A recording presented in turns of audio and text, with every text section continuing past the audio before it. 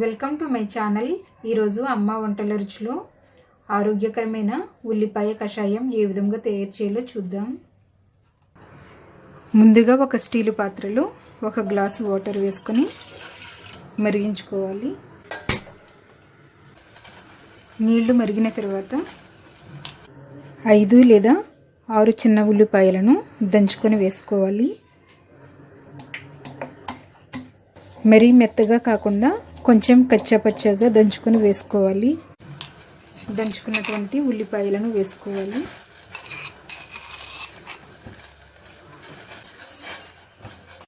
మూడు నిమిషాలు మరిగించుకోవాలి.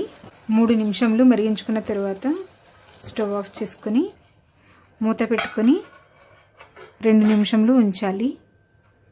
2 నిమిషాల తర్వాత 1 గ్లాసులోకి వడకట్టుకుందాం.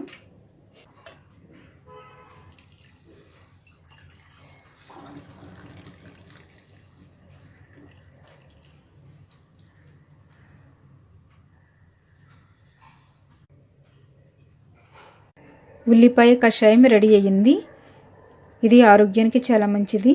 దీనిని పరగడుపున తీసుకున్నట్లయితే చాలా మంచిది. మీరు కూడా మీ ఇంట్లో తయారు చేసుకోండి.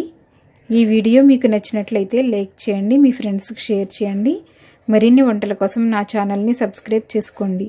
Thank you for watching.